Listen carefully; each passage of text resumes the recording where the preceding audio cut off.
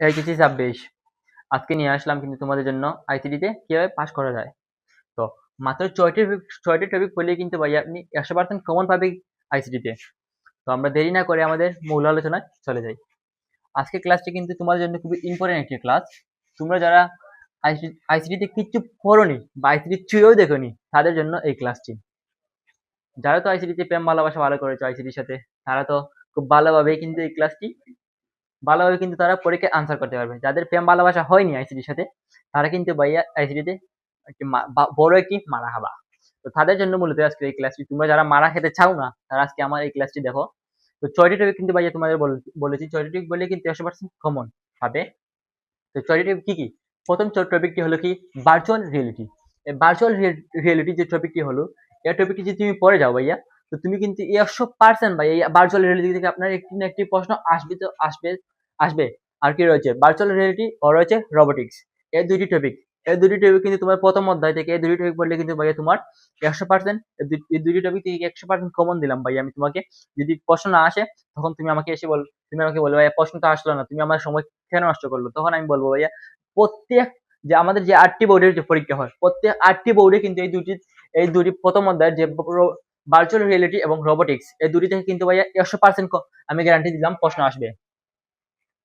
এবার আমরা দেখবো আরো যে আমাদের 4টি টপিক হলো। এই 4টি টপিকের মধ্যে এই যে দ্বিতীয় অধ্যায়ের যে দুটি টপিক দিলাম আমি তোমাদের জন্য, টপোলজি ও মোবাইল প্রজন্ম।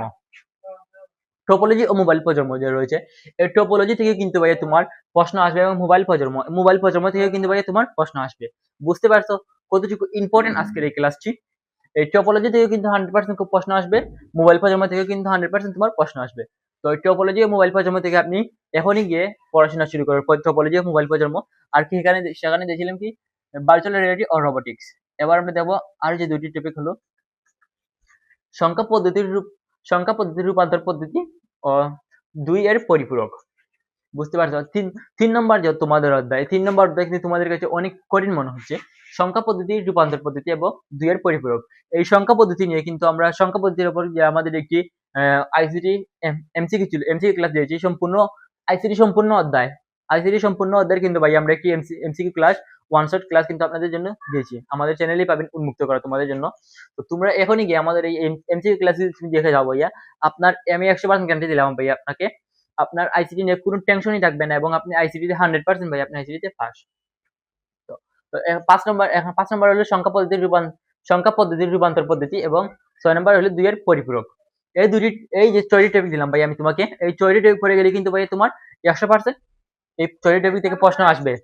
তো এখানে আজকের আমাদের এই ক্লাসটি শেষ হলো। তোমাদের বন্ধু বান্ধবদের এই ক্লাসটি শেয়ার করো, যাতে তারা দ্রুত এই 6টি টপিক দেখে ভালোভাবে পড়াশোনা করতে পারে।